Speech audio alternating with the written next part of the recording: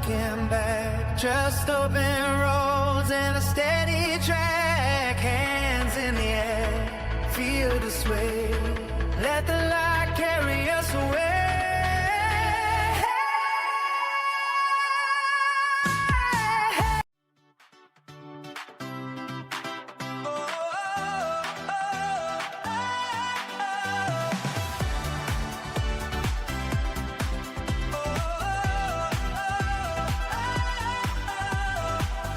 Wake up, sunlight tapping on the door.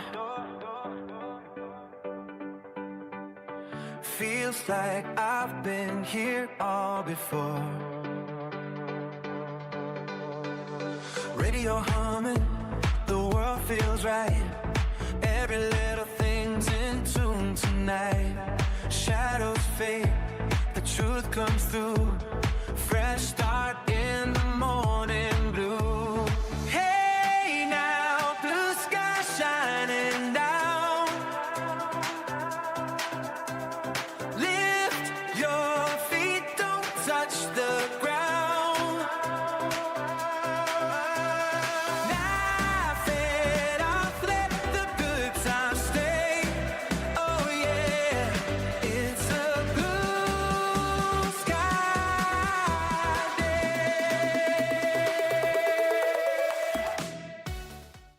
day. Hey, good morning. You're listening to Conservative Cat. So do appreciate you being here. Have you got your coffee? Look at how cool this mug is. It's like a tin little mug, and it says "Don't tread out or tread on me." I absolutely love this mug. It's so good. I'm just drinking my coffee black today. I didn't really have time to throw creamer in, and yeah, I like black coffee. Throw it in the comments section. How do you take your coffee? We've got so much to get to this morning. So I'm just going to jump right in, if that's okay by you. Nick Shirley takes a victory lap. This guy is amazing. I love this guy. And, you know, it just goes to show you, it doesn't matter if you're credentialed or like journalism. We are in a new age, and it's so exciting to see. Nick Shirley, he's taking a victory lap as Tim Walz, he bowed out. So he bowed out like shortly after the show yesterday. And he's out of this race. Now, I am speculating here. Okay, so I'm going to speculate. I tell you guys when I'm speculating. I don't know if the FBI has talked to him. Here's my thoughts on it. I bet the FBI talked to him and said, hey, look, we are going to make your arrest very public. We are going to, make your life hell if you don't comply with our demands here surrounding this historic fraud. And we're going to get to the numbers. I was estimating 80 billion. And Nick Shirley, his co-host, they did an hour-long podcast. I think they released it yesterday, like going deep into this fraud. And he estimates it to be like 80 billion to $100 billion. I mean, this has been a decade in the making. So like, remember, it's been since 2015, this stuff has been going on. It's just now coming to light because of Nick Shirley's work. But Tim Walz, maybe Kash Patel or somebody at the FBI gave him a talking to and said, hey, these are our demands. You're going to tell us everything you know, and we're going to ask that you bow out of this election. I don't know if that's, an authority that the FBI has, but I think that this guy is thinking he's going to get arrested, and he is pooping his pants right now. So this was not on my bingo card. I thought for sure that, he'd continue to run. Mike Lindell is in the race now. So that's officially in the race for governor. So that's very exciting. Not on my bingo card for 2026 that Tim Walz was going to bow out, possibly awaiting arrest. I don't know. That's what my I'm completely speculating here. I'm thinking that he had a talking to, and he knows way more, and he might be ratting people out. So we'll have to see. Next, I do want to talk about Hilton. This has taken the internet by storm. This is another Cracker Barrel situation, or another Bud Light situation, if you will.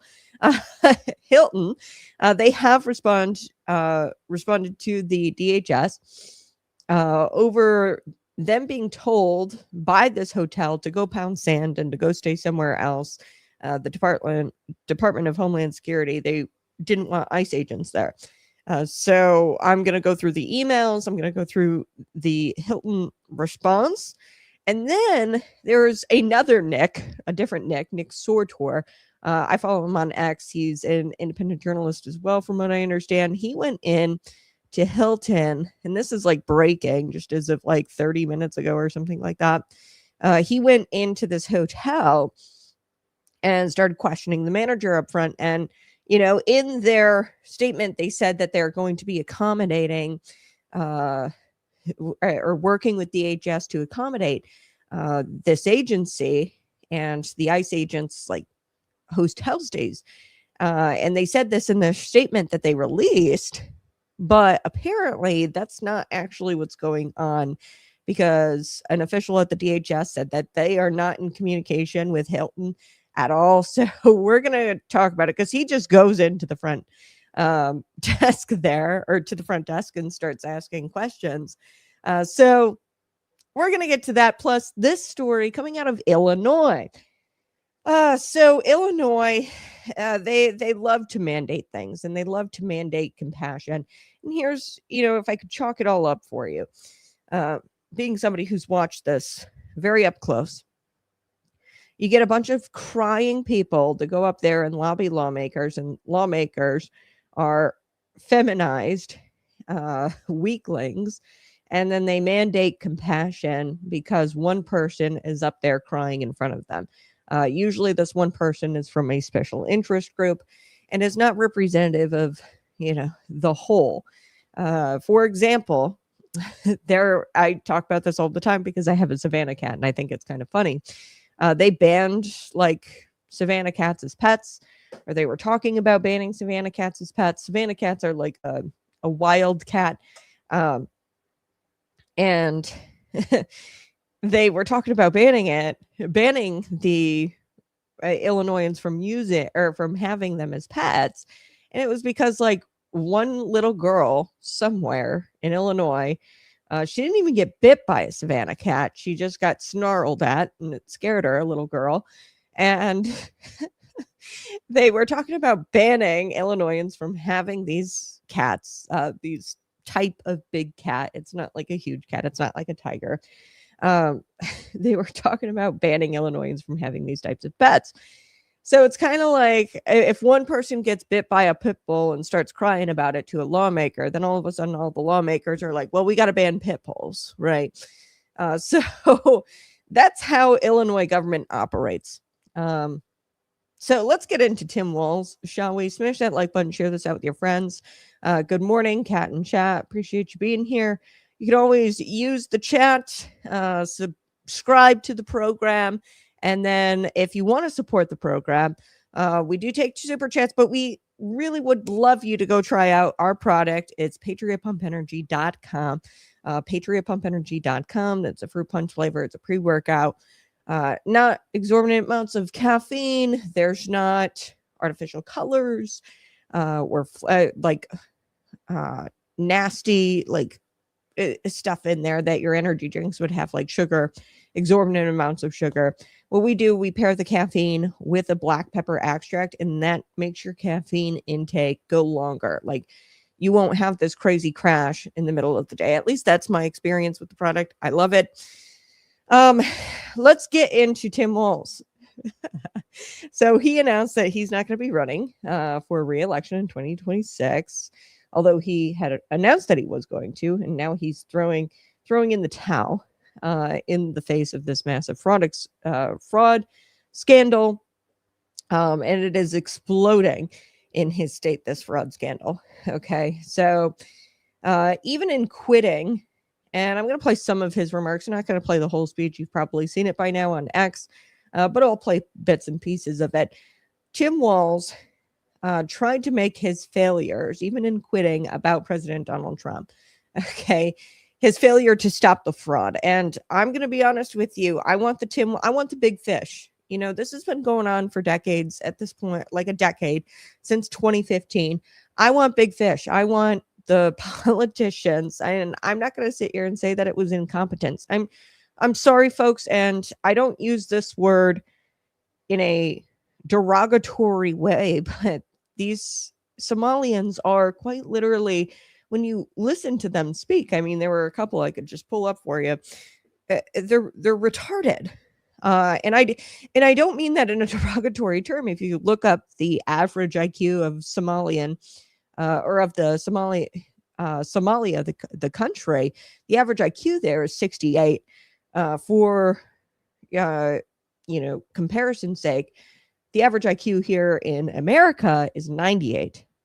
Okay. And there's a reason for that. I've told you multiple times that Somalians, they're inbreeding.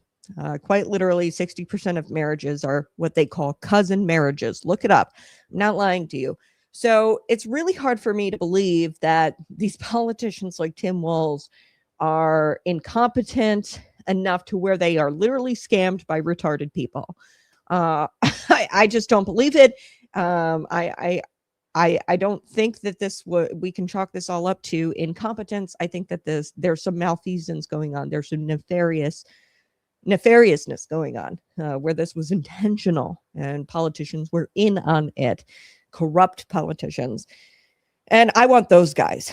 I want the fraudsters, but I really want the corrupt politicians to be brought to justice. Anyway, so Tim Walz, he made it about President Donald Trump. Walz, in a statement he released, said that Trump wanted to make Minnesota a colder, meaner place.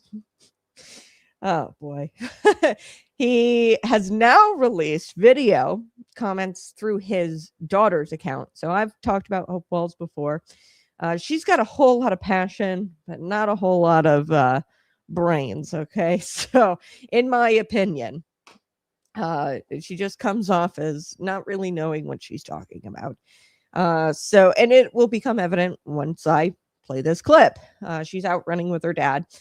And, he's trying to, in this video with his daughter, Hope, he's trying to, in this video, put a spin on his achievements. So he talks about, he's trying to preserve his legacy through his daughter's social media account, which is very weird and bizarre. But I mean, hey, it's Tim Walz. So jazz hands. So his achievements, he's talking about his achievements in this video, and you'll see about how he's fed the kids, right? And he talks about his achievements, but he omits the fact that he fed the kids through a program called Feeding Our Future, and the fraud there could have cost taxpayers billions of dollars. Feeding Our Future, this is a nonprofit. I've explained how this kind of works. Because I think it's going on in Illinois.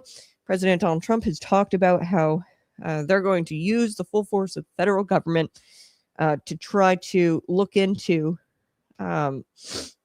daycare expenditures, and it's not just Illinois. They're going to be looking at New York, California.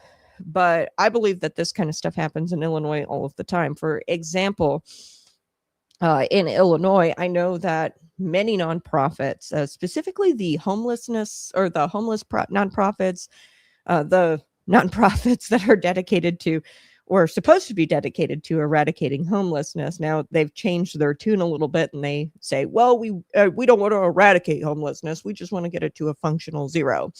So a functional zero, meaning like, okay, we never really put people in permanent housing. What we do is we just get them to be functional and they're living a nomadic lifestyle. I see it in my own life. I have family members who bounce from nonprofit to nonprofit to nonprofit, living under roofs, but never being permanently settled.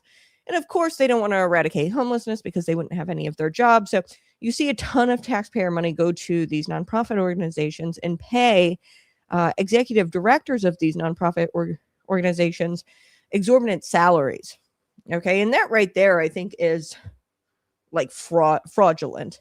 Okay. If your mission is to eradicate homelessness and you have nobody placed in permanent housing, and your executive director is collecting $300,000 a year, then we've got a big problem. You've got no results. You're not actually fulfilling this mission. and people are getting paid within this nonprofit. So that's what was going on in Minnesota with Feeding Our Future. In Illinois, a lot of our taxpayer dollars goes to homelessness initiatives, nonprofit organizations, and immigrant services. So, a lot of taxpayer dollars go to the Immigration Project, Normal, Illinois. There's the Illinois Coalition of Immigrant Rights and Refugees. They've got to the tune of hundreds of millions of dollars. Okay. So we're looking at Feeding Our Future in Minnesota, and this fraud scandal, we're looking at billions of dollars that this nonprofit had. And 2 Somalians connected to this have ties to Ilhan Omar, the Feeding Our Future nonprofit organization, where under this program or under this nonprofit, they created sub programs, and they got money from this Feeding Our Future initiative, and they didn't spend any of the money on feeding kids. Okay. During the pandemic, they took that money and then they spent money on their lavish lifestyles, like luxury cars, hotels, all of that. So in this video, Tim Walz, he talks about how his legacy is feeding children, but he conveniently omits the fact that there is a huge fraud scandal surrounding Feeding Our Future, which was an initiative where they were giving this nonprofit taxpayer dollars. He omits all of that. Okay. He also addressed climate change, apparently. Like I said, Tim Walz is using his daughter's social media account to try to preserve his legacy. He talks about how he pushed for paid family and medical leave. This is going to come back and bite Minnesotans in the butt. I hope somebody has that on their radar, that he pushed through paid family leave, paid medical leave. I hope that's on somebody's radar, because there is probably going to be a whole host of problems to come from that. The paid family and medical leave, like the Somalians running these daycares, right? Are they getting paid leave to not, they're not even doing their job at the daycare. There's no children. They're not watching any children. They're getting paid. And then are they also getting paid leave or medical leave? Even if you are operating a daycare and there are children, are the staff members at that daycare getting paid leave and medical leave fraudulently, or hey, this Somalian daycare worker has been gone for 6 months and is collecting family leave. Are they staying on top of that family and medical leave and making sure people aren't exploiting it? Probably not. So I'm sure there's going to be problems to come out of that. But anyway, Hope Walz, she tries to celebrate that her dad is no longer running for governor. It doesn't go well. She's got spit all over her lips. Gross. I'm going to play the video. Walz is running a lot. He's running a lot here these days, but he's not running for governor. He's running with his daughter. And I'm sorry, but Walz is not going to be able to escape legal accountability. There are committee hearings. There's going to be investigations. I don't know. I'm speculating completely my opinion. I thought maybe Tim Walz bowed out of this election because the FBI said, hey, we're going to make your life very, very public here soon. And as terms of your cooperation, we're going to ask that you step out of the race. I don't know if the FBI is capable of doing that, but I think that either way, he can't escape legal accountability at this point for his alleged crimes, for defrauding the American people, or the Minnesotans. I don't think that he's going to be able to escape this legal accountability. He needs to be looked at, possibly jailed. So we'll have to see what comes of that. But here's Hope. She's threatening Republicans in this video, and she says she's going to get started. She's going to get into politics.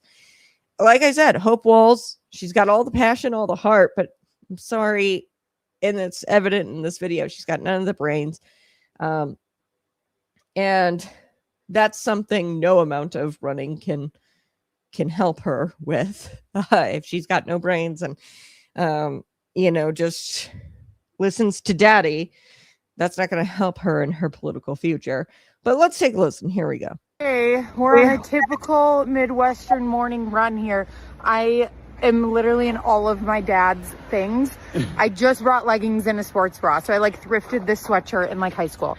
Anyways, by the time this video comes out, everybody will know that Tim is no longer running for governor, but he still has a year on the job and is going to give it his all and do. Okay, I think it's weird that she called her dad Tim. Anybody else, throw it in the comment section. She like, by now, everybody who sees this video, Tim is no longer like, that's your dad. If I called my dad Tim in this video, like, or if I called my dad by his first name, okay, I would be terrified to call my dad by his first name. It's just disrespectful. I call him dad, right? Even Mr. Walz would have been appropriate here, but here's Hope, calling her dad by her first name because liberals are disrespectful. A lot of amazing things, and I just wanted to let Tim talk to you guys. Hey everybody, glad to always get Hope home. Beautiful January day, beautiful run. We'll do a few miles. Just wanted to say how grateful I am to everybody out in Minnesota. Grateful for the 7 years and the year that's coming up to make Minnesota better. We're feeding our kids. We're lowering childhood poverty. We're addressing climate change. We started paid family and medical leave, the best in the country. And we treat our neighbors with respect and welcome people to this state. I need to focus on getting this job done. It's very clear that that's not the focus of the White House. They do not care about Minnesota. It's about making Minnesota meaner and colder and just less friendly. So I'm going to focus on this. Rest assured, Democrats will win this seat. They will keep a progressive agenda. We will keep fighting against this White House and these unconstitutional acts. But I just want to say my gratitude for Minnesota. I never ran to get this job. I ran to do the job. And I want to do that job right now. And this means I get to spend more time with Hope, more time adventuring. We're going to take some fun trips. We're already talking about it. And I'm just getting started. I am now being let loose because of this, people.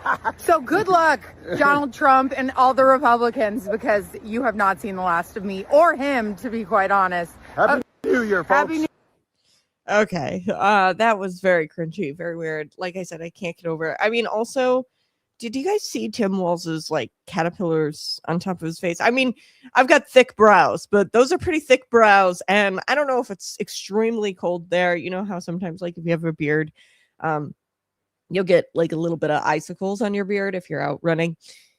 I don't know if that's why they're like very, very white, like snow white, like eyebrows, and they're thick. I don't know. Being that there's a ton of Somalians there, I would imagine he could go into a spa, get those clipped. But I don't know if Somalians do that. Maybe that's prejudice of me, or I'm stereotyping. I don't know if Somalians do spa work. But let me know in the comment section. Yeah. Tim Walz, he's really just trying to preserve his legacy here. It's weird. He's doing a father-daughter video, and then his daughter calls him Tim the whole time. Really bizarre. And he tries to preserve his legacy in this video. No, Tim, I'm sorry. This is not President Donald Trump's fault. You bowing out, you throwing in the towel. You didn't deal with the fraud. If not, you were complicit in the fraud. We don't know yet because you're being investigated. And people were furious, and you weren't going to win. I think he saw the tea leaves there, and we've got to deal with them for another year until he's out. So I cannot wait to say adios, jazz hands. This guy is very strange. Almost as strange as his wife, and I'm going to get to that here in just a second. But independent journalist Nick Shirley, he took a victory lap, understandably, or this understandable victory lap. Nick Shirley, he took to X. His video had 130 million views, okay, and helped bring attention to this fraud scandal that's been going on since 2015. It's decades long, or about a decade. This has been going on. So Shirley on X, Nick Shirley, he says, you should have put Minnesota first when you had the chance. Instead, you let billions of dollars of fraud happen across your state. Anyways, I hear Quality Leering Center is hiring. So Nick Shirley taking to X, doing a victory lap here. Walz, he attacked Nick Shirley actually in his speech, his announcement, called him a far-right YouTuber, called him a delusional conspiracy theorist, attacked the journalist rather than focusing on the problem. It's kind of like Democrats always do that. They attack your character rather than talking about the actual thing.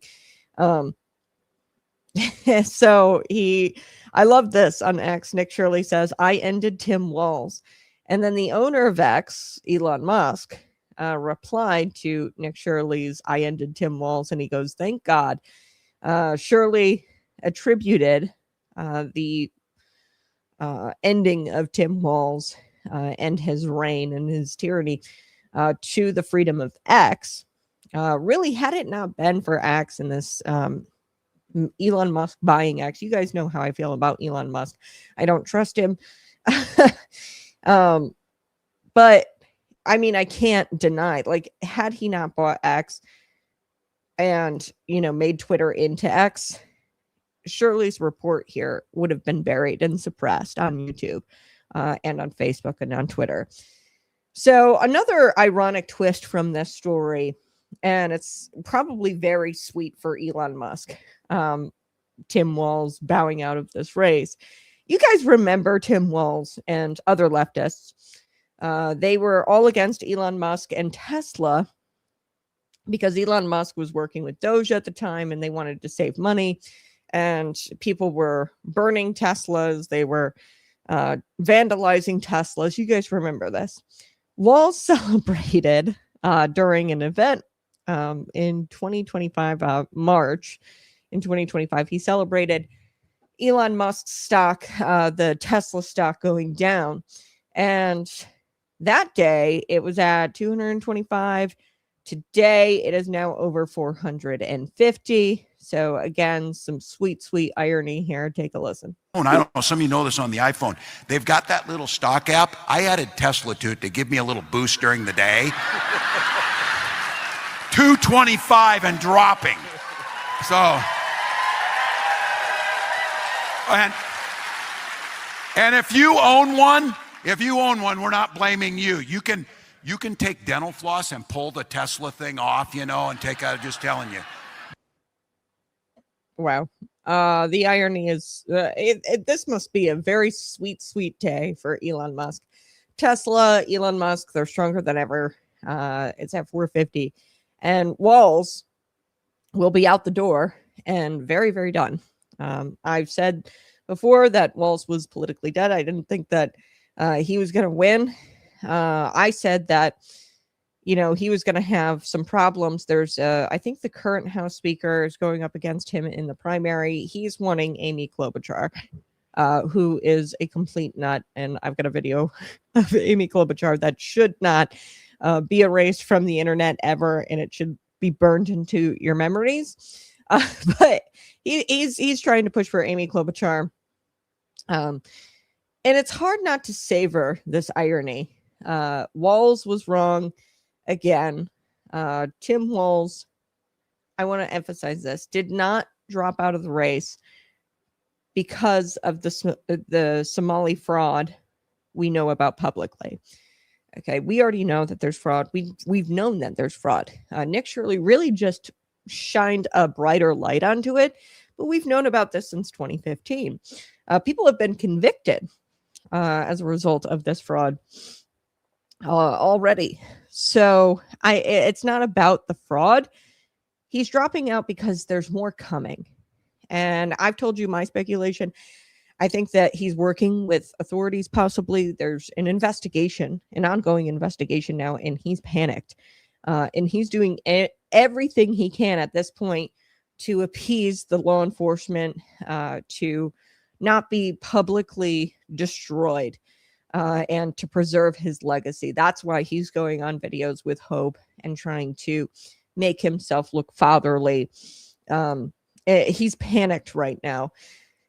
This is billions of dollars, maybe tens of billions of dollars, hundreds of billions of dollars, generational theft and betrayal. This was like a video released by Nick Shirley, I think yesterday. Take a listen. Here we go. What's happening here in Minnesota? You've been living here for years now. How bad is this fraud? So I was born in Minneapolis a long time ago. I've lived my whole life here.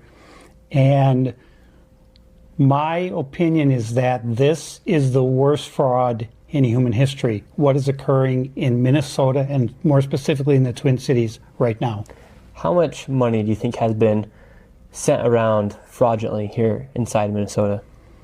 Over the years, I would say anywhere from 80 to $100 billion. And right now the big controversy is with Tim Walz and his government and the fraud that they've allowed to happen within the Somalian community. Right behind us is Cedar Riverside, a location where it is very densely populated with Somalians. How have Somalians gotten into the system to fraud the American taxpayer? Well, so that complex you're seeing behind there, I attended the University of Minnesota, and in the area we're on right now, this is the West Bank, and it was always called the West Bank, and it was sort of the place to be when you're in college, and that was all student housing, 100%. That building you see in the background, it's now 100% Somali.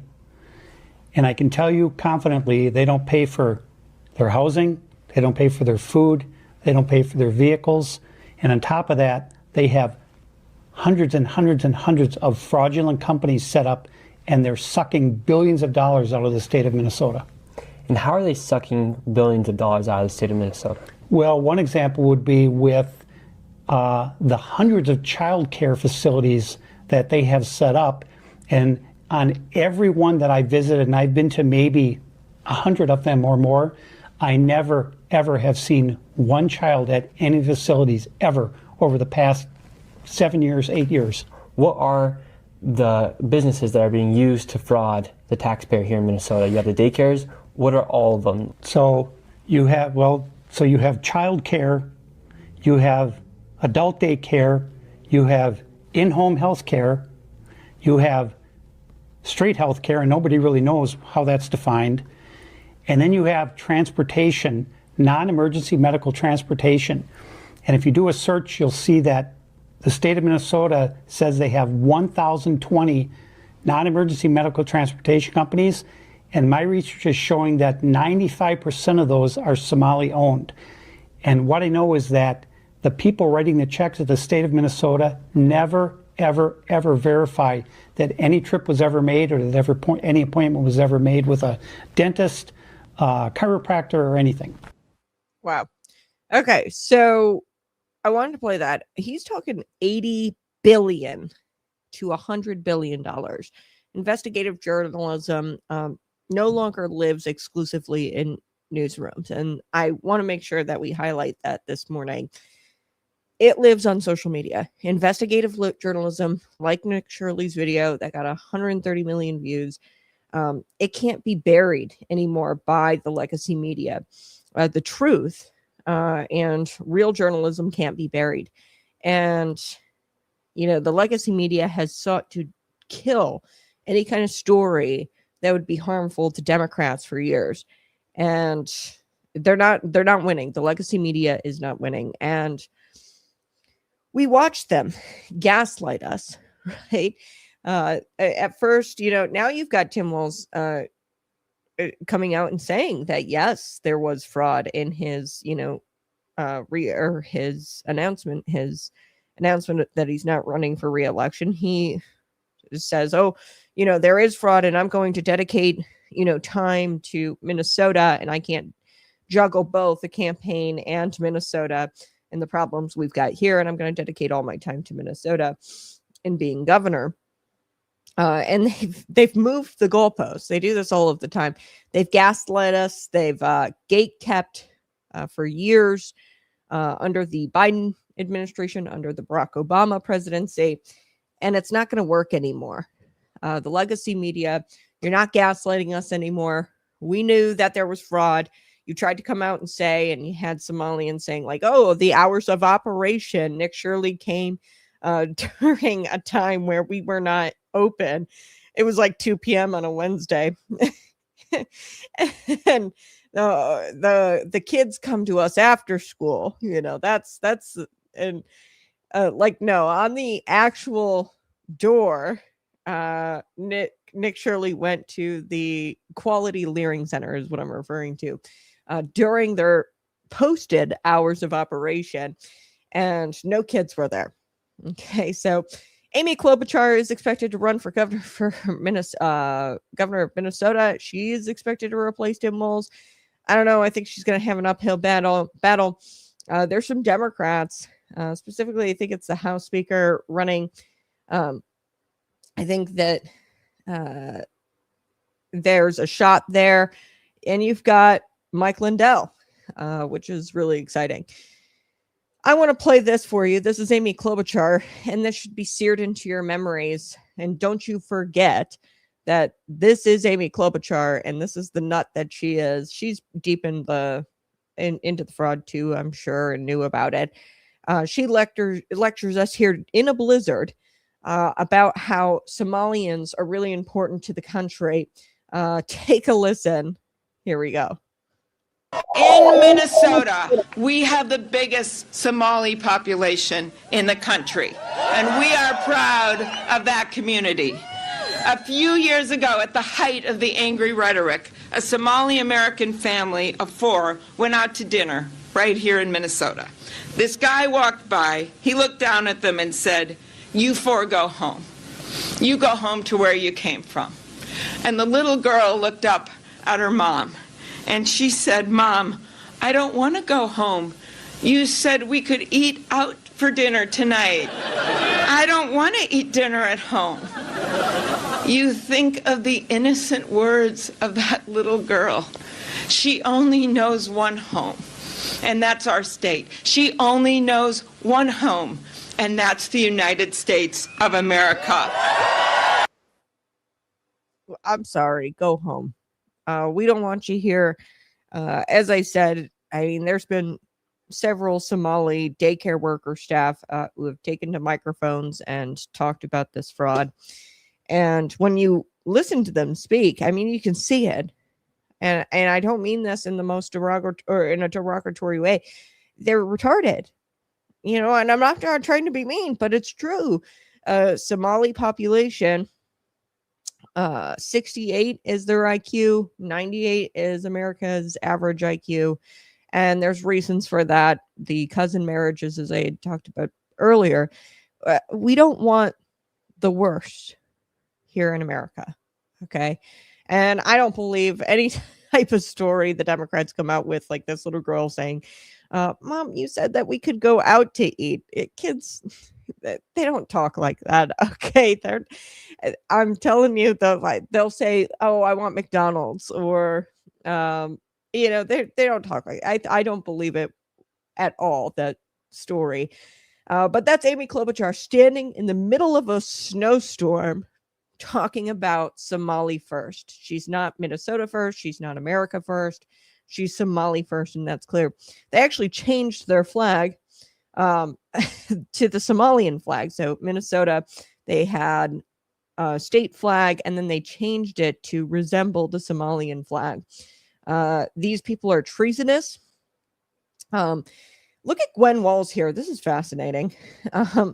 Gwen, we can't, this should also be seared into your memories. Psycho eyes, Gwen Walz, probably more crazy than her husband. You know, her husband's coming out and doing these jazz hands on stage. Do you guys remember this? Gwen Walz, during the campaign. And I want to point something out. Vice President, he was going to be the vice president, folks. Like, Tim Walz says, "Oh, I can't handle what's going on in Minnesota, the fraud. I can't handle that and also run a campaign at the same time." And that was his reason for bowing out. This guy was almost vice president. What do you mean you can't handle running a campaign and also ensure that your state isn't being defrauded by an adversarial, mind you, group of people. They don't like Christians. They don't like white people. They don't like America. Okay. And this is just the Muslim faith. The radical Islamic faith teaches and preaches to hate Christian people. And predominantly here in the West, it's Christianity. Right. So this should be seared in your memories. I'm sorry I'm doing this to you this morning, but take a look at Crazy Eyes Gwen Walz. I am so glad we are turning the page on her husband. But I kind of liked it when she did this. Turn the page. You like that? Okay, so I need you to be with me and practice with me. What are we going to do? We're going to turn the page. Oh, pretty good. Do it again. We're going to turn the page. And we're going to turn the page. All right, so I'm going to be watching you because when I see Wisconsin, and I'm watching nationally on TV because this is a pretty important place, and Minnesota helped you practice with this. You just show me this. Turn the page, right? Turn the page. And you know what else that looks like? Bye-bye. Bye-bye, Donald Trump. We are turning the page. 52 days if we are turning the page. 52 days, ladies. Bye-bye, Donald Trump. That woman scares me. Okay. And I'll never forget where she's in an interview, and I don't know who she was with, but she was talking about the 2020 Summer of Love and how she would sit outside her window and she would just take it all in, the burning rubber, and she would sit and reminisce and think about her white privilege. Yeah, quite literally, she did that in an interview, talked about how she enjoyed the smell of burning rubber. Here is Tim Walz. I had mentioned that they changed their Minnesota flag. Like, this is borderline treasonous. You're changing a state flag to resemble an adversary. Really, this is not a friendly country. Okay, you can actually look up on like TSA sites and stuff like that. What countries are safe to go to. Somalia is not super safe to go to. Yemen, some of these Middle Eastern countries, they're not safe for Americans to go to. Why? Because if you're white, if you're a Christian, they'll kill you. They don't like white Christians. Take a look at this. This is borderline treasonous, what Tim Walz did here. Whoa, wait a minute.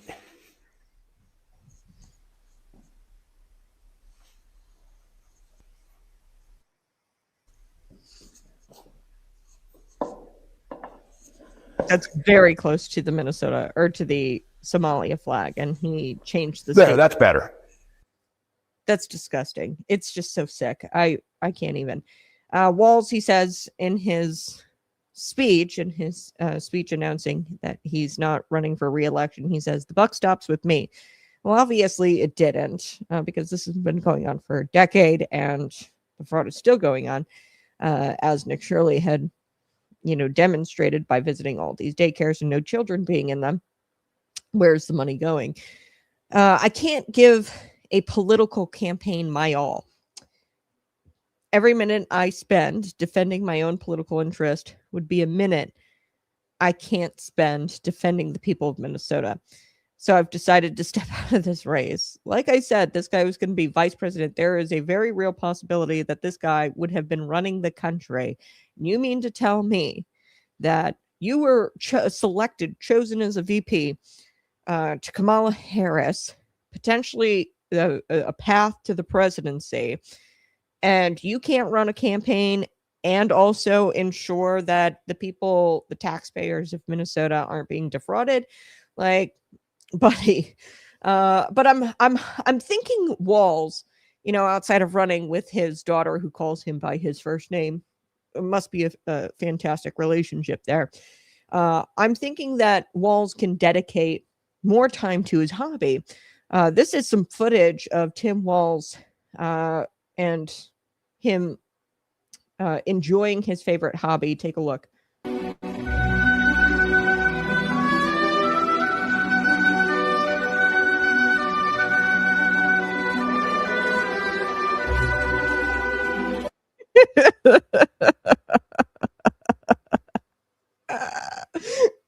Just kidding. That's not Tim. Do I have to say that? Like, okay.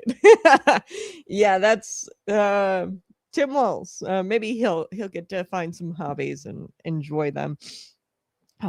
Prancing around in a dress, maybe. I don't know what he fancies. Anyway, let's shift gears to Hilton hotels. That's why you're all here. So let me get into this story because this is kind of fascinating. There was a very milquetoast statement, and they had finally responded. So people were calling for them to apologize and to make right what they did to DHS. The Department of Homeland Security, ICE agents, they denied them no room at the inn for DHS officials or ICE agents. So they responded with a milquetoast statement, claiming that their properties, quote, serve as a welcoming place for all. It doesn't say if there will be consequences for this, apparently, and this is in Minnesota. So amidst all this Somali fraud, amidst Tim Walz, throwing in the towel, you've got a hotel, Hampton Inn, in Minnesota, and the statement does not say if there will be consequences for this inhospitable attitude demonstrated by its member hotel. Okay, so let me share with you the emails because there's a couple of emails. And I mean, it's pretty clear that they were very inhospitable to DHS ICE agents who were seeking a stay. They wanted to stay there at this hotel, and they refused service to DHS law enforcement. Okay, so here we have, let me share with you the emails. So that way you have the resources. But they said in their statement, Hilton, this is what their milquetoast statement said. Okay, we are investigating this matter with this individual hotel in Minnesota. We can confirm that Hilton works with governments, law enforcement, community leaders around the world to ensure our properties are open and inviting to everyone. Now, I didn't know this, but apparently Hilton hotels, they have a tagline. I didn't know this until like this morning. Their tagline is "for the stay." Now, I don't know what that means, but for the stay, I don't know what the heck the point is to that tagline, whatever the reason for that odd choice for the stay. It evidently doesn't apply to the DHS, the Department of Homeland Security, or U.S. Immigration and Customs Enforcement, because it appears that they were not met with open arms, according to these emails. According to the DHS, their personnel were not met at this Minneapolis area Hilton. It was a Hampton Inn. They were not met with a warm welcome. Here's what the DHS posted. They said, "No room at the inn. Hilton Hotels has launched a coordinated campaign in Minneapolis to refuse service to DHS law enforcement when officers attempted to book rooms using official government emails and attempting to get rates, government rates. Hilton maliciously canceled the reservations. This is unacceptable," says the DHS. "Why is Hilton Hotels siding with murderers and rapists to deliberately undermine and impede DHS law enforcement from their mission to enforce our nation's immigration laws?" Yeah, I mean, this is borderline. You're operating in the United States. Not even borderline treasonous. I'm so tired of dancing around these words. Like, you are so un-American if you are denying law enforcement a place to stay. Like, they're paying customers, and you don't want them to enforce our nation's immigration laws. What's wrong with you? Don't you want sovereignty? Don't you want this to be America? Don't you want the rapists and murderers to be deported and locked away? So a DHS email was included in this tweet that DHS had put out. They said, "There's no room at the end." And then they include screenshots of this email communication with the hotel, and it's a chain, an email chain. And the email addresses are partially blacked out. So we don't know exactly who they were communicating with. DHS blacked that out, I'm sure, to preserve the person's identity. But the message was not inviting, shall we say. The email. After further investigation online, we have found information about immigration work connected. So this is the email from Hilton to DHS. After further investigation online, we have found out information about immigration work connected with your name. Okay, so they're obviously talking to an ICE agent or a DHS officer. We don't know because they blacked out those names too, DHS, when they posted those. Connected with your name, and we will be canceling your upcoming reservation. You should see a proper cancellation email in your inbox shortly from Hilton. What? Democrats, liberals, they have been very frosty, to put it lightly. Actually, more accurately, I should say, they have been violent when it comes to DHS and ICE efforts to restore law and order to the country and to undo the damage that good old Joe let them all in immigration policy did to this nation. Okay, so they have been violent with DHS, Democrats, and liberals. They have been violent with DHS officers and ICE agents. And what appears to be a second email here, Hampton Inn, owned by Hilton Worldwide, tells DHS to pretty much go pound sand. Quote, this email is in regards to the reservation you made with Hampton Inn Lakeville property. We have noticed an influx of government reservations made today that have been for DHS, and we are not allowing any ICE or immigration agents to stay on our at our property. If you are with DHS or immigration, let us know, and we will have to cancel your reservation. So this is the second email. Let me show you that. Okay. So I've got the receipts here. This was posted by DHS. These appear to be emails. There's blacked out email addresses. Please pass on this info to your coworkers that we are not allowing immigration agents to be housed at our property. Reply at your earliest convenience.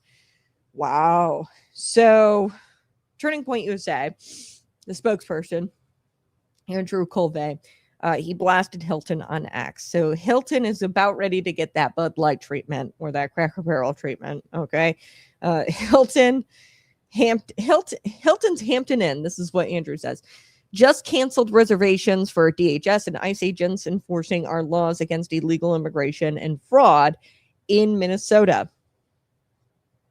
This is blatant discrimination against federal law enforcement that panders to the radical left while betraying American security. So I don't find this a coincidence that you have Somali fraud going on. A lot of these fraudsters are going to be deported. These Somalis are going to go back to the country where 60% of marriages are cousin marriages, and they're screwing their brothers and sisters and creating products of incest, babies of incest, who have IQs of around 68. Okay, so that's what ICE is doing. You've got the FBI investigating this fraud that I gave you a number, and Nick Shirley's co-host there gave you a number, $80 to $100 billion worth of fraud. This has been a decade worth of fraud. So Andrew goes on. He says the next step is clear. Either Hilton condemns this, apologizes, reverses course in Minnesota, or we boycott Hilton hotels. Now, I'm kind of surprised that Hilton issued a statement at all. Like I said, it was kind of a milquetoast statement. Apparently, they have said that they are working with DHS, but Trisha Ohio, I think is her name. Yes. With DHS, she has said that that's not true, that they aren't communicating with DHS to try to accommodate some of these DHS officers in the area there. But I'm kind of surprised that they came out with a statement at all, because the company does operate a franchise model, meaning that they don't really get involved in every issue at every hotel. But they have, and I want to point this out, they have virtue signaled in the past about immigration. So in past years, the companies have the company has emphasized that it wants to welcome immigrants and has had a policy of employing refugees. In a statement in 2020, they emphasized that Hilton did not support the detention of immigrants at its properties after reports came out that agents had been using the rooms to house immigrants, including minors in Texas. So that happened in 2020. Hilton, ICE agents, oh man, how dare we? There's immigrants and immigrant children. We're detaining them. We're going to send them back home because they violated federal immigration law. Like, how inhumane. We're housing them in a nice Hilton hotel. Like, we're very much against that, says Hilton in 2020, the detention of immigrants at our properties. Wow.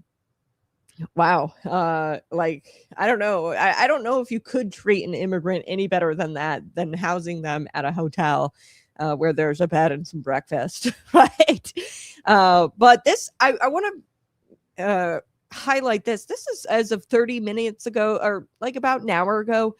Nick Sortor.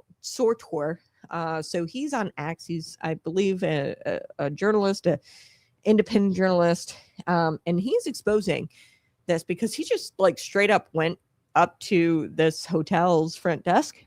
And apparently they are continuing to ban DHS agents even after this statement was released. So they released this milquetoast statement saying that they're welcoming to all agencies and people, and anybody can stay at a Hilton. So this is on X, breaking exclusive. This is from Nick. He says, I went into the Minnesota Hilton, who apologized for banning. Apologized. It wasn't really an apology. They just kind of said that they're welcome to all, and we're working with that Hilton member to address the problem. So they apologized for banning the DHS agents, but they are continuing to ban the DHS agents, according to this journalist who went up to the front desk. Nick says Hilton Hotels has decided that they want the full Bud Light treatment at this point. Hilton's operator, Everpeak, straight up lied in their statement. So Everpeak released a statement yesterday, which said that they were in touch with DHS to accommodate the impacted agents. Right. So in the statement, they say, everybody's welcome. We're going to start working with the DHS, and we're going to make sure that the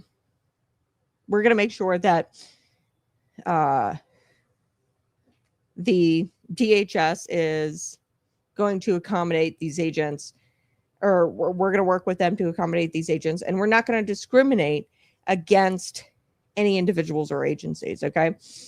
So I'm going to share with you the tweet. Here we go. This is the video of Nick Sortor. I think I'm saying that correctly. I'm going to try to pull that up here and show you how he went into the front office there, like the front desk, and approached the manager. I got to take a quick break. I'm having like a little bit of difficulties here, I think. No, I'll play this and then we'll take a break. I think I got it. Okay, here we go. So this is the tweet, okay, from Nick Sortor. And he goes in. It's a little long, but it's definitely worth the watch because he goes in and he exposes all of it. And this is at 10:52, January 5th, yesterday, last night in Lakewood, Minnesota. This is the Hampton Inn in question here. Take a listen. That is straight up black ice.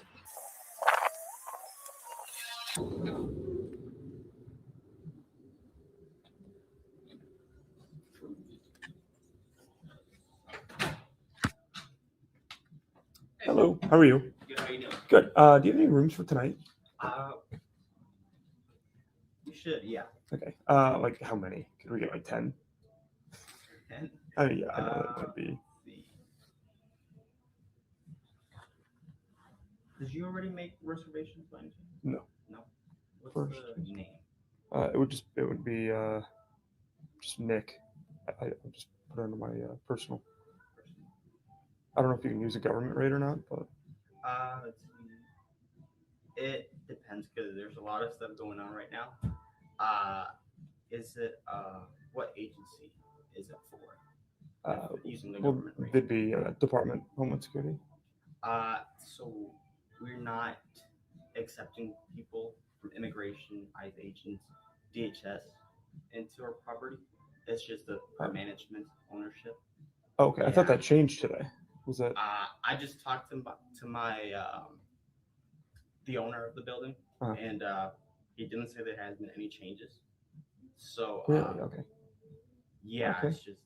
it's just policy, you know. Yeah, I mean they that's said. not your fault. Totally, Yeah. Totally get that. So they actually said that was like, I mean, honestly, this is the most convenient location. So Right. it's like, so they told you no, that there's no. Yeah, no immigration.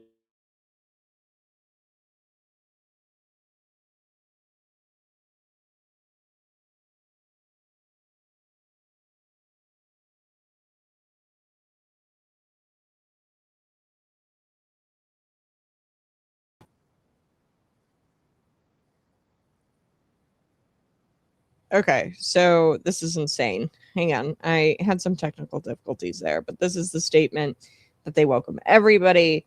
They're investigating the matter with the individual hotel, and that they were working with DHS to accommodate. Take a listen. Here we go. I haven't been informed. I could call my owner right now if you want. Yeah. And ask him what's. That'd probably be good. Just trying Yeah. to figure it out. So because it said somebody said, I didn't know it was this location, but Ever Peak Hospitality, right? I'm new here, Okay. so I don't really know what's. Gotcha. Yeah. So. Yeah, I'll just call him. Ask Yeah, him, that's see what's. fine. There's been any. Just to be clear, like I'm Right, not no, trying yeah, to cause I any understand. problems. It's just Right, like no, it's yeah. 11 o'clock now. Right. So Yeah. I get it. Yeah. I'll be right back. okay, thank you. Wow.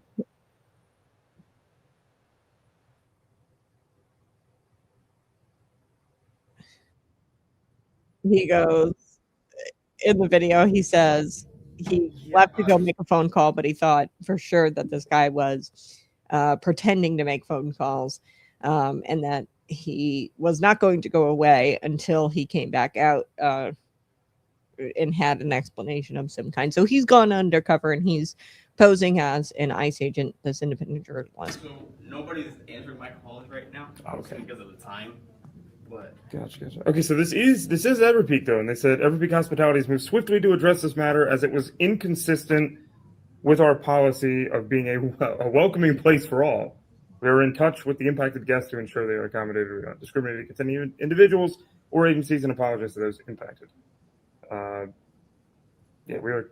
It's kind of long. I don't know. I was kind of surprised. I thought we were good to go. Like I said, not everybody with DHS is immigration. That's just right, yeah, I get that, but it's It's also a fraud investigation. I guess we'll just say as well. Yeah, but okay, no problem at all. Okay. yeah, sorry about that. No problem. Not your fault. Holy crap. All right. So they lied. Hilton and the Hampton Inn out here in Everpeak Hospitality lied. Full of shit. And now they are going to, well, let's just say they effed around and it's find out time. I love it. So they messed around. They're about to find out. They're going to get the full Bud Light treatment. So that was shocking because I guess there has been no attempt to reach from Hilton. No attempt to reach the DHS, reach DHS agents and make it right per the assistant DHS secretary, Tricia Ohio. So, the front desk manager had said he had spoken to the owner. I walked in at about 10:50 p.m., January 5th. This is what Nick, the independent journalist, says, and confirmed that the anti-DHS policy remains in effect despite them issuing their cutesy little statement, their milquetoast statement.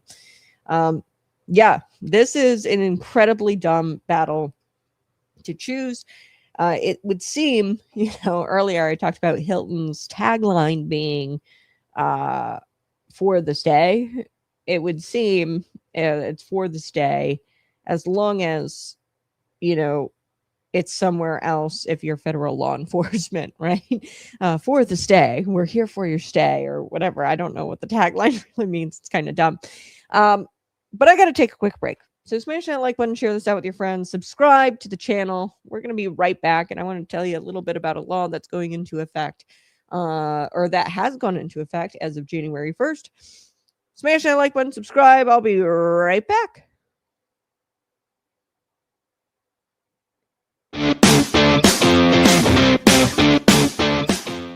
Sometimes God stops you cold, not with a whisper, with a punch to the soul. Saul wasn't looking for Jesus. He was hunting Christians. He had power, position, and a mission. Then God knocked him to the dirt, a light from heaven, a voice that knew his name. Saul, Saul, why are you persecuting me? That moment wasn't soft. It wasn't sweet. It was a spiritual ambush. God still works like that. He steps into your mess, interrupts your pride, confronts the man you've become when you're wandered too far. Maybe you're building your own kingdom. Maybe your fists are up, fighting battles God never called you to. Or maybe you're just running hard in the wrong direction. But then comes the voice, clear, heavy, holy. Why are you persecuting me? Jesus doesn't want your behavior fixed. He wants your heart surrendered. Saul didn't get a lecture. He got a mission.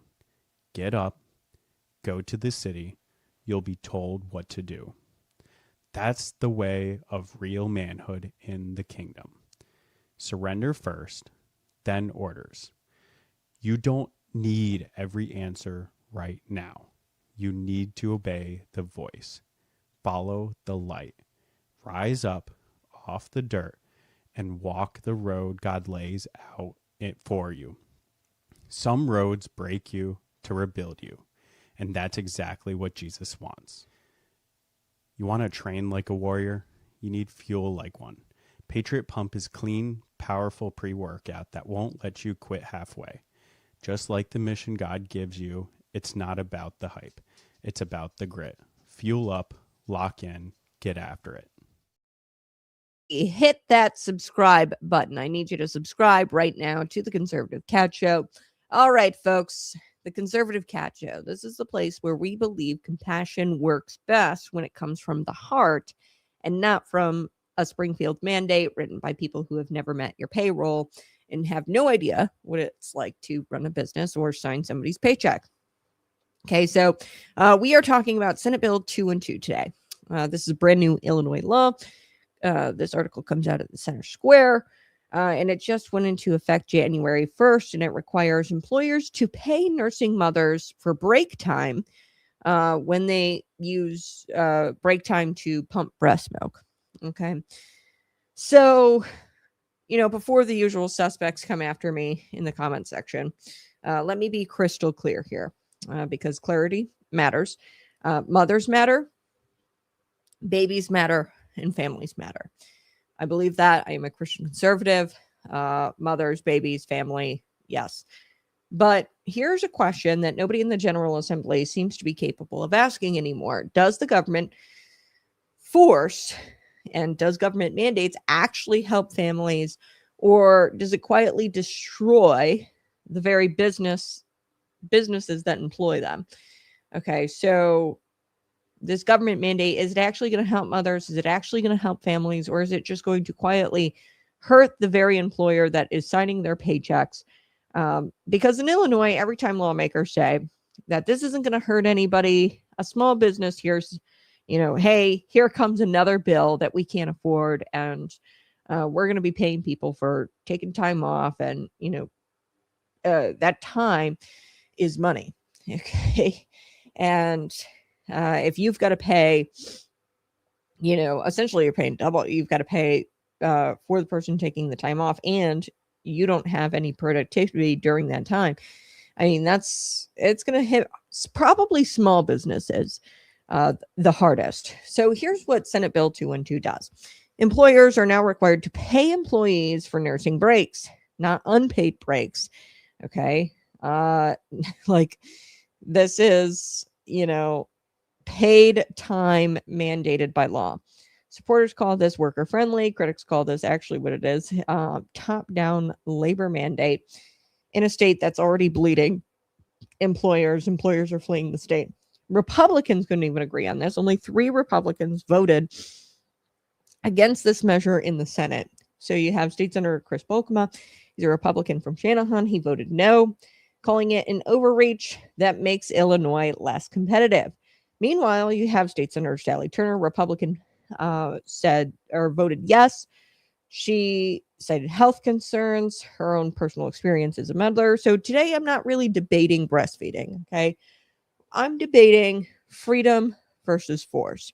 I'm all for breastfeeding, all for women taking time off to pump, but when you're mandating that the employer pay for that time off, this isn't no longer a conversation about mothers, families. This is a conversation about freedom versus force, markets versus mandates, and whether Illinois has learned anything at all from the fleeing businesses from the state.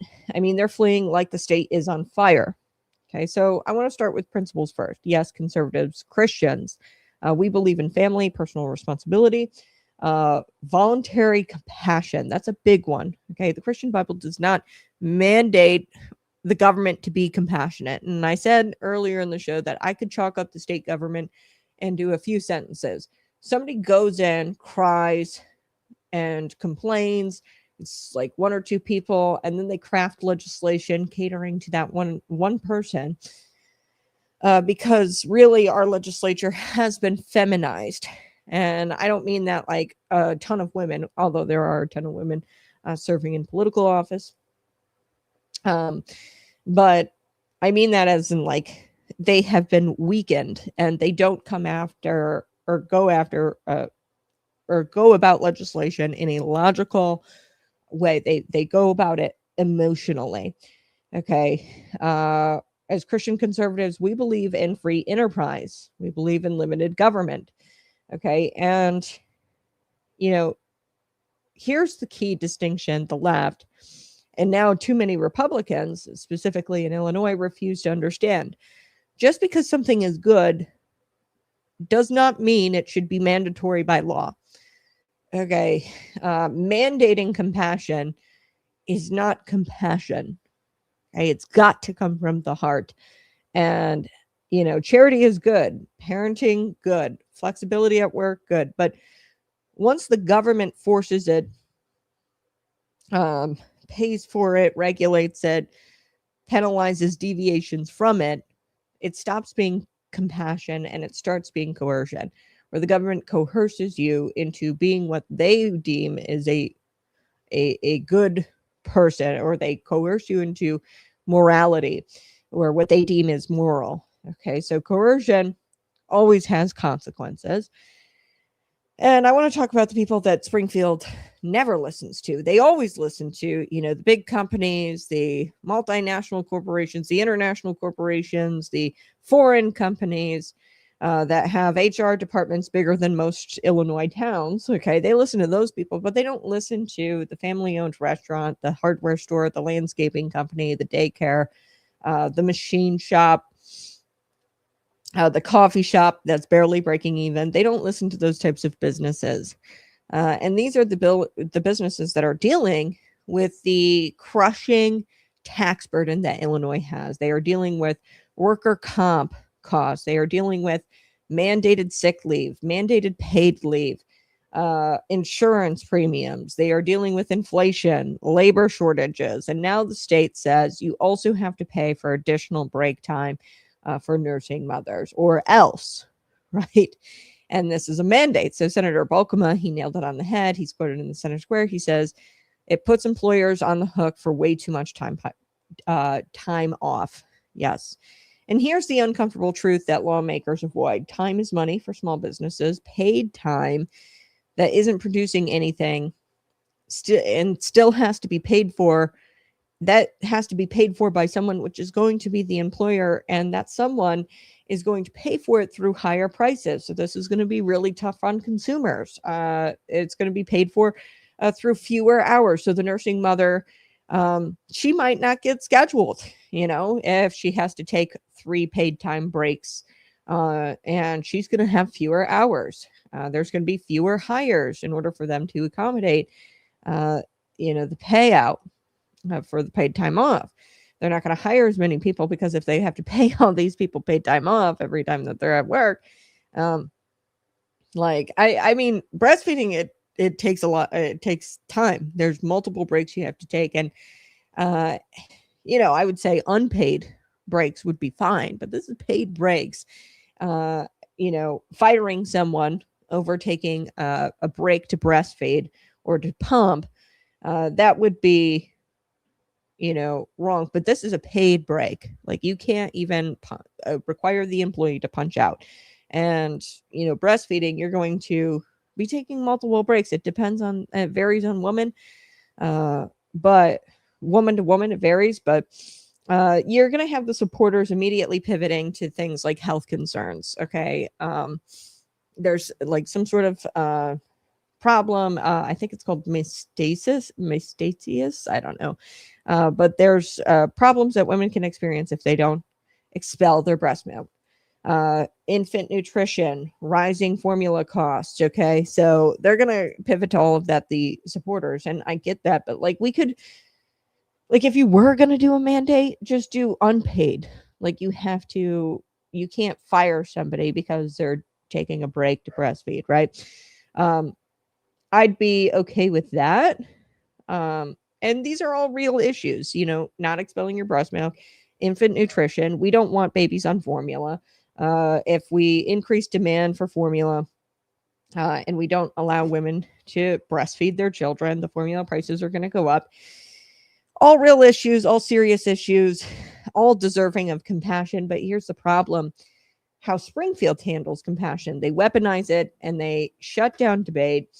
And if you oppose the mandate, then all of a sudden you're opposed to women and mothers and breastfeeding. If you oppose the law, you must hate babies. If you question the costs, like, hey, how much is this going to cost a small business? How much is this going to cost a coffee shop that's barely breaking even? If you question it, all of a sudden you're anti-woman, and this is complete nonsense. So you can support nursing mothers without supporting government micromanaging private business. Okay.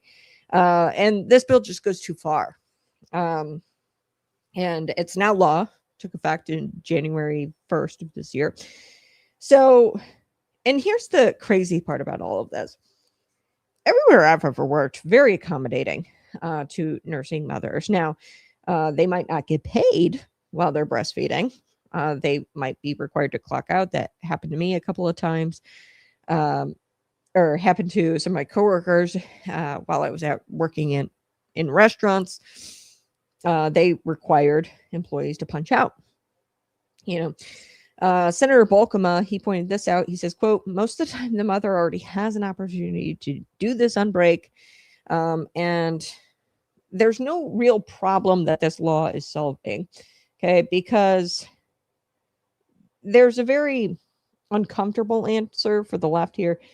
This is not solving a widespread problem. It's just codifying government control, because really, if Illinois wanted to do something right by nursing mothers, they would lower property taxes. They would make Illinois more affordable so moms can stay home during that 6-9 month. I don't know how long women breastfeed nowadays, but however long you breastfeed, they can stay home and feed their children. Okay, so that's something that Illinois could do. But this is where Bolkema completely dismantles this bill, Senate Bill 212. He said 95% of employers do right by their workers anyway. So they allow their workers to have unpaid leave and clock out and go back breastfeed. Okay, 95% of employers are going to be very understanding, and they might not even require you to clock out. Some employers are different. That's kind of where we were prior to January 1st, prior to this mandate. So the other 5% of employers, it doesn't matter that this mandate is in place if they are going to be assholes, excuse my French, to their workers or to the women workers who are pumping and needing a break to go pump. If they're going to be like that, then they're not going to be in business very long, and it's just going to take care of itself anyway. But those 5% of employers who treat their workers like crap, like, no mandate or Illinois law is going to change them. Okay, but bad employers are not going to follow the law anyway, and this is going to be really hard to enforce. And ultimately, who gets punished? It's the good people who do comply with all of the state mandates, comply with all of the laws. The good ones are going to get punished by this law. The law doesn't magically reform bad actors. It just adds paperwork, liability, and cost to everyone else. And worse, it pits employees against employers. So there's a very odd, sentiment here in Illinois where employees and employers are pitted against each other, and there's not this working relationship anymore. It's kind of turned into a legal obligation instead of a human conversation. So employees and employers, they don't talk to each other. It's not really a working relationship. And there's no trust between employers and employees. There's no trust between landlords and tenants. We have a culture here in Illinois where that's just not a working relationship. And there's no flexibility. And there's always this looming presence of a lawsuit, between you and your employer. And that's no way to live. You should trust your employer. You should like your employer. You should like your employee, and there should be a working relationship there. But with all these mandates, it's not a working relationship. It's a mandated relationship, and it really causes division and no trust. So supporters keep repeating this line as well of this bill. They go, oh, well, no business group was officially against it. So there's witness slips. You can file an opposition against the bill. And because of that, Republicans feel like they're justified. I think a lot of Republicans in the House and Senate voted for this. Like I said, in the Senate, I know that there were only 3 people who voted against it. But this is how Republicans justify their crappy votes. They say, oh, well, there is no special interest group that filed an opposition formally. Okay. And let me translate that for you in Springfield. Let me translate that Springfield speak for you. Okay. So it doesn't mean that businesses don't support it. Okay. Just because they don't file officially through a special interest group in opposition of it doesn't mean that businesses are not in opposition of it. Clearly, a small business is going to be in opposition of this. They just might not have the resources to go lobby, or they're not a part of a special interest group. Just go talk to small business owners, and they will tell you that there's too much regulation. Okay. And this is where that your politician is dried up. Okay. If they start saying things like, oh, well, there was nobody who filed an opposition, so that's why I voted for it. Okay, that means you're only interested in what special interest groups say and, formal opposition of these bills, and you're not actually talking to real life people. Okay, that's how you know that your politician is dried up and needs to go. Businesses are exhausted. A lot of them are not going to sign up for, special interest groups to be a part of these lobbying organizations. A lot of them don't have time to go down to Springfield. And they can't fight every piece of legislation that comes out of that place. I mean, there was 300, 400 bills, I think, the last legislative session. So they can't go and fight every little mandate coming out of Springfield. Okay. These businesses might not be capable of joining an association or a special interest group to go lobby. So Illinois employers are tired of fighting every single mandate. And that's why there's probably no opposition to this bill officially. Because every single time they go and fight a mandate, or they do file an opposition, they lose anyway. So they get ignored, and You've got Republicans who ignore them anyway. And, their silence is not consent. Their silence is really survival. They're tired. And if they were to spend time lobbying their legislators to, I don't know, just do basic Republican things like limited government, no mandates, they can't dedicate all their time to that. Like, you should be doing Republican things, and you should be voting for limited government and no mandates on private employers, and let the free market do its thing.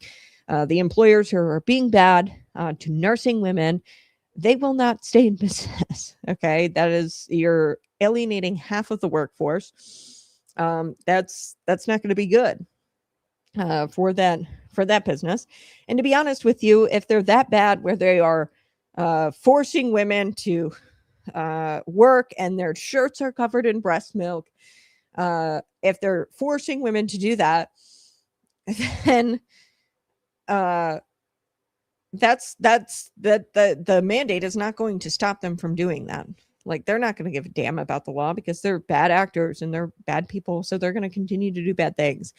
And not to mention, like, women have sort of this independence, and we are all about independent responsibility, right? Individual responsibility as Republicans. And to an extent, like, if a woman is working somewhere and they're treating her that way, it's up to the woman to leave, right? The employer, and find a different employer. That's what I would do. Okay. Rather than mandating it and making it really unaffordable, possibly opening up these small businesses to exploitation, where women take advantage of this. I mean, you're postpartum, you're breastfeeding, you're pretty tired. It's only human to want to exploit this. Okay. And inevitably, I think that's going to wind up happening to some of these small businesses. You're going to have women who exploit this. You're going to have women who, go breastfeed all of the time, especially if they're like getting paid to do it. So, like, yes, this is inevitably going to happen. From the Christian perspective, the law is deeply wrong. Scripture tells us to care for our families, but it also teaches stewardship, voluntary generosity. Okay, you can't force people to be compassionate, honest labor, mutual respect. The Bible doesn't command Caesar to regulate every human interaction. Strong families come from strong marriages. Hey, we should be focusing on this at an individual level. A woman who's breastfeeding at work, if she finds that her job is treating her, one of these bad actors who's treating her poorly and will not let her go breastfeed, even unpaid, right? Then you've got to talk with your partner about that. We should be pushing for strong marriages, not mandates. Hey, partner, hey, husband, I cannot work this job. I gotta leave. They're not being accommodating. That's okay, honey. Do that. I'll pick up a second one until you find something else. Strong churches. Hey, I'm strapped for cash. My job won't let me breastfeed. They fired me because I was breastfeeding. What can you do for me? Strong church. Strong communities. Hey, I'm needing some help. Help, do like donor breast milk or something like that, or work with women. I know that I wasn't pregnant or breastfeeding when I was working in these restaurants, but I worked with a ton of mothers. Like, literally everybody I worked with was breastfeeding. Okay. So, they knew that I didn't breastfeed. Right? Obviously I was a little bit younger than they were. They were like this was when I was, young 20s. They were like, or later 20s, 30s. They had several children, and they'd be breastfeeding, and they'd come up to me knowing that I'm not a breastfeeding woman. And they'd say, hey, can you cover my table? Like that. And that built, a bond. And they'd be like, thanks for covering my table. Here's $5. Right. I mean, like, this is the interactions that we should be striving for. And strong local businesses where we have, these businesses who opt into compassion and aren't mandated to be compassionate. It means more when they're truly compassionate. So, a compassion at gunpoint is not mandating compassion at gunpoint is not compassion.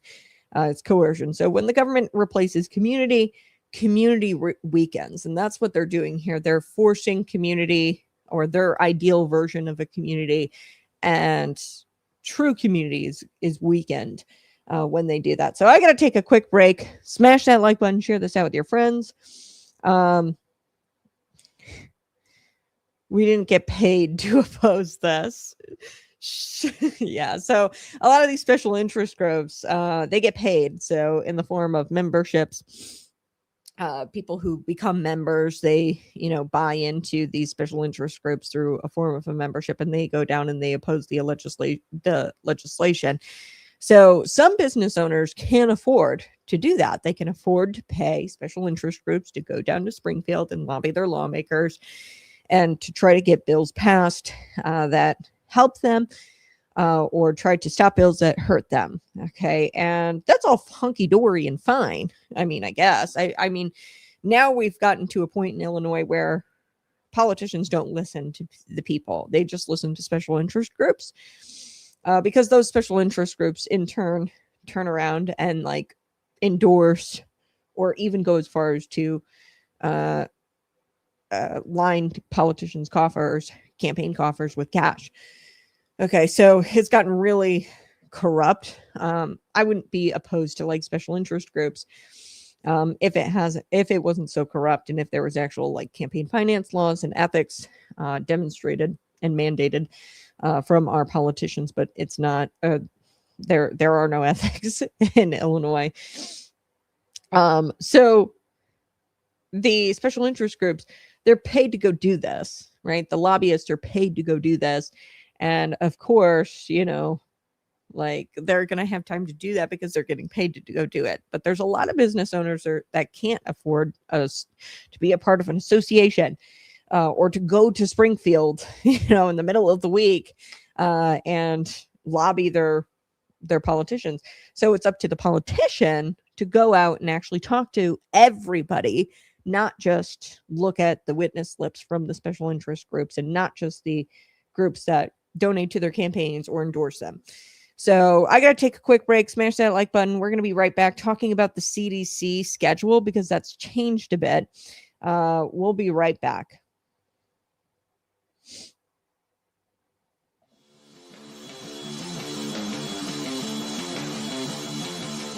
Hey, this is Conservative Cat Clips, and this is the place where we remind you that your children come from God and they don't come from the Department of Education. The government wants to raise your kids. They want to feed them breakfast. They want to tell them about gender ideology and gender identity as young as kindergarten. They want to start them out really early. They want to tell your kids how many pronouns they should have, and they want your kids to learn all the pronouns by the age of 3rd grade. Okay. Meanwhile, they can't keep bathrooms clean in their schools. They can't keep their test scores up, reading, writing, and arithmetic. They can't keep those scores above sea level. The truth here is that bureaucrats don't love their kids. They don't know their quirks, their fears, their hearts, and they certainly don't care what the Bible says about fearing or about raising them in fearing the Lord. Okay, so in Psalm 127, verse 3, children are a heritage from the Lord, not a project for the state, not a cultural science experiment. They are your responsibility, your blessing, and your mission. Okay, but what happens if you step in and they say, I'll take it from here? Okay, and what happens when you step in and say, hey, I'm actually going to take responsibility and I'm going to participate in raising my child? You show up to the school board meetings, you ask about the curriculum, you object to Drag Queen Story Hour and Drag Queen Library Story Hour and all of these pornographic books in the libraries. What happens when you say, I'm going to take it from here, I'm going to start participating in my mission and my responsibility in raising up my child. You are deemed a domestic terrorist, okay? If you start showing up and if you actually start taking responsibility over raising your child, you are dangerous to democracy. They'll say that. And they'll say that all because you just started loving your kid enough to be involved. So we've normalized this idea that parents should just hand over their kids for 8 hours a day and play catch up over a microwave dinner and try to catch up on who your kid actually is. Your kids are strangers. That's not parenting, that's outsourcing. So the product here is a generation that is anxious, that is confused, and they are spiritually hollow. What if we flipped the script? Really, what if we turned off the screens, cracked open a Bible, and actually parented the way Deuteronomy 6 tells us to parent, at home and all of the time? And I think that our future of the country actually depends on this. And I hope that we start parenting like our future and like the future of the country depends on it, because it does. So don't be intimidated. God gave you those kids for a reason. Raise them up in truth, teach them real values, and never hand over this sacred duty to the folks who say remote learning is the way to go, or gender identity, you can identify as whatever the hell you want. Don't hand over that sacred duty of parenting and raising your children to people who are just wacky weirdos. You can raise your children, and you are required to raise your children because they are a gift from God, and He's bestowed a sacred duty on you as a parent. This has been Conservative Cat Clips. Hey, smash that like button, share this out with your friends. I so do appreciate you tuning in today. Subscribe to the channel. So before we took the break, I was telling you about the CDC. They just announced, this is huge, that they are shaking up the recommended childhood vaccine schedule in order to bring it into alignment the childhood vaccine schedule with other developed nations. So as a result, the CDC will now be recommending 10 vaccines for all children prior to its previous recommendation, which was 17 vaccinations. Now, you've heard 72 shots. Yes. So it's not exactly 10 shots, okay, that they are recommending. It's a little bit more than that. But 17, the prior recommendation, I do know that was 72 shots that they were requiring children to get, 72 doses. The Deputy Secretary of the Health and Human Services, Jim O'Neill, in his role as acting director of the CDC, he signed a decision memorandum accepting recommendations from a comprehensive scientific assessment of the United States childhood immunization practices, followed by a directive from the President Donald Trump, to review and look at international practices, okay, and look at the best practices from our peers and from developed countries. And a month ago to the day, the president directed, so this was very quick, right? Trump said, fix it, and O'Neill did it, okay? And O'Neill's boss, Health and Human Secretary, Secretary Robert F. Kennedy, he looked at how other developed nations have structured their childhood vaccine schedules, and they examined scientific evidence and developed used to develop those schedules from other countries. I mean, no other country was dosing up their kids 72 times, okay, giving them 72 shots, okay? And President Donald Trump instructed them to make appropriate updates. So here is what Secretary Kennedy said. He said, President Trump directed us to examine how other developed nations protect their children and take action if they're doing better. So to then update. After an exhaustive review of evidence, we are aligning the U.S. childhood vaccine schedule with international consensus while strengthening transparency and informed consent. This decision protects children, respects families, and rebuilds trust in public health. So this is huge. This assessment that was undertaken by the CDC, they did it in a month. This was real fast. What they did, they examined childhood immunization practices in 20 peer-developed nations. Okay, so they looked at all these other countries, and they found that the U.S. was a global outlier in both the number of diseases covered by its childhood vaccine schedule and the number of doses that the government had recommended children receive. So we were dosing up our kids like crazy, 72 shots. Okay, and here's what Director O'Neill said. He said, after reviewing the evidence, I signed a memorandum accepting the assessment's recommendations. The data supports a more focused schedule that protects children from most serious infectious diseases while improving clarity, adherence, and public confidence. Okay, when you have a whole host of vaccinations and you got to take your kid in and they pull up the sleeve and they shoot them up and they get fevers, like, there's no trust there. 72 doses, that's insane. You're dosing up my kids 72 times. So here are some specifics on the changes. Under the accepted recommendations, the CDC will now continue to organize the childhood immunization schedule into 3 distinct categories, all of which insurance companies will cover them without cost sharing. Okay, so immunizations recommended for all children, immunizations recommended for certain high-risk groups or populations, and then immunizations based on shared clinical decision-making. So those are the 3 categories. And this is huge because insurance companies, they're going to cover all of that.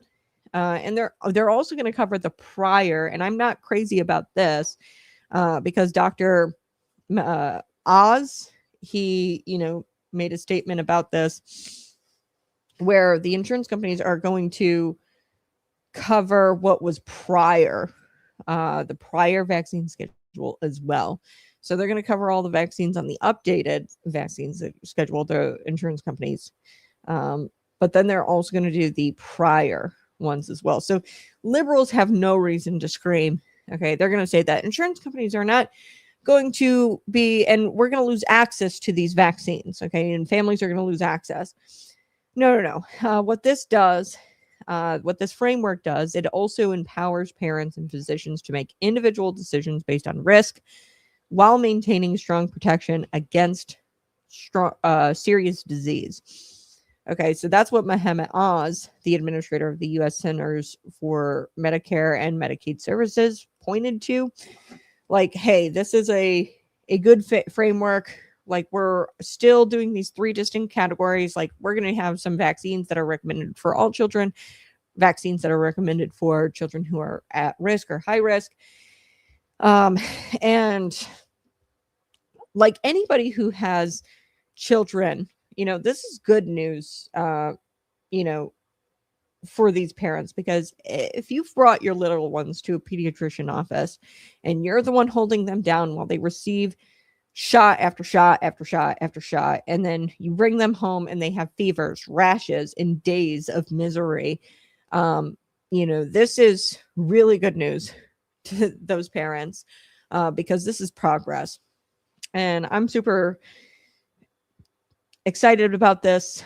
I'm excited to see trust being restored. I think that this is going to restore public trust in our medical institutions. But I will also say this, it's all designed to make it, for example, the vitamin K shot. And I've been learning more and more about this kind of stuff.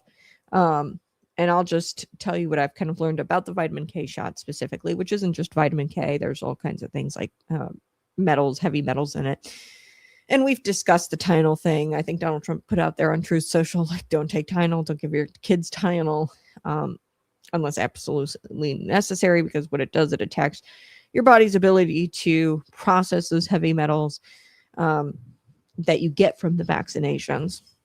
So that's what I really think is going on with the Tylenol, and why possibly the non-processing of those heavy metals is causing autism, all that. What's fascinating about the vitamin K shot, it's kind of all designed to work in favor of the pharmaceutical industry in the hospital, and it's really unnecessary. So here's what I've kind of found about the medical industrial complex, if you will. So the vitamin K shot, babies aren't born with vitamin K, a ton of vitamin K, because vitamin K slows down the blood cells that are transferred from the umbilical cord to the baby, so the placenta. So there's an umbilical cord, and I've just learned this in my studies, being a new mother. Very interesting, fascinating, and I've learned that it's all about convenience. They will pitch you convenience until the cows come out, and it's really bad for your health. And they're not in it for your health; they're in it to make money, and they're in it for convenience, providing you convenience and a customer service. So the vitamin K slows down all those blood cells, from what I understand. And I'm not a doctor. Go do your own research. I've done mine. And I'm just sharing with you what parents are doing. They're researching, and they're saying no to some of these unnecessary vaccines or shots. Like, for example, the vitamin K. In recent years, a lot of parents have been saying no to the vitamin K shot. It's like been really, really down the dosages or the dosage. So slows down all that blood to the umbilical cord. So that's God's design. Babies are born without a ton of vitamin K because vitamin K kind of slows down all those stem cells in that blood going to the baby.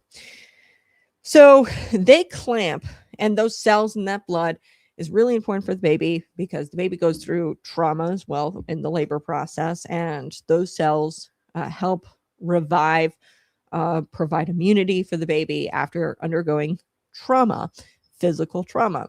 But they cut the cord and they clamp the cord before all that blood can get there.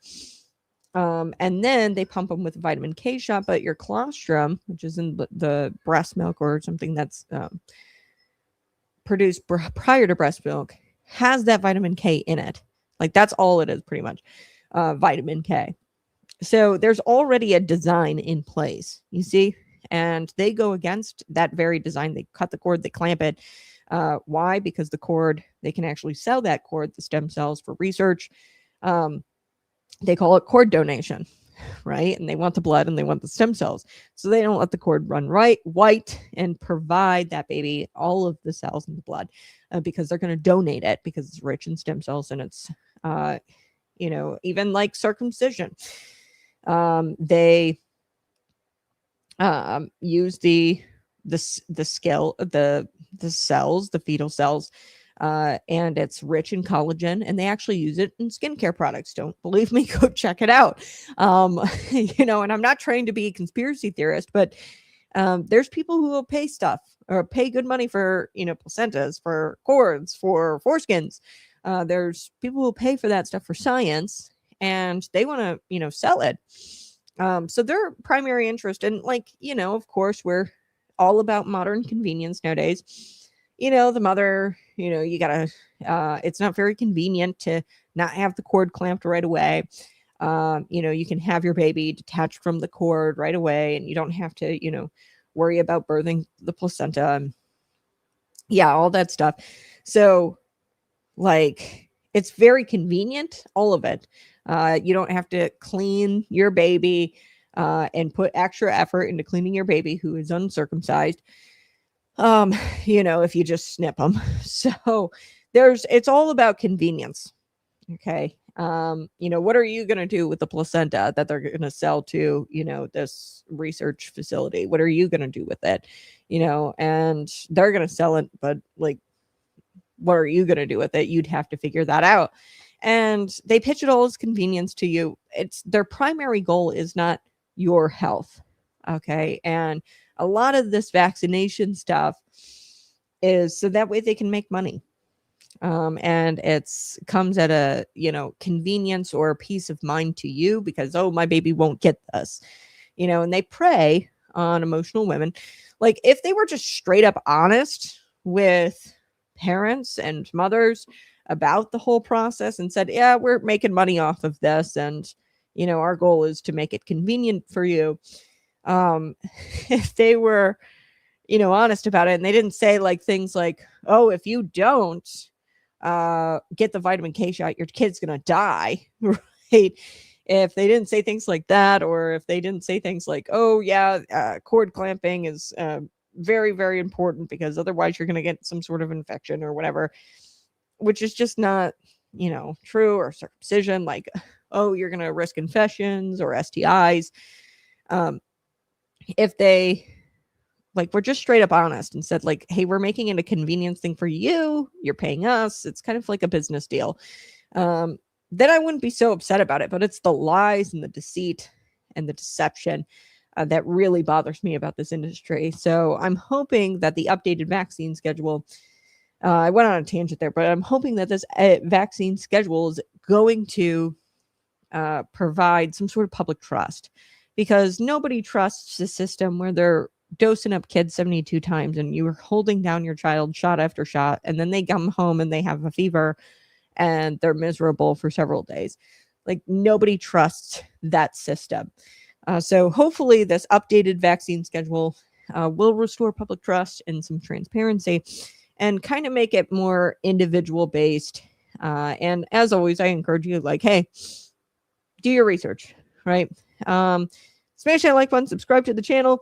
That is going to do it for us today. We covered a whole lot. If you haven't already subscribed to the channel, I'll be back tomorrow morning, bright and early, 6 a.m. to 8 a.m. Central Time. That's the daily show. This has been Conservative Cat.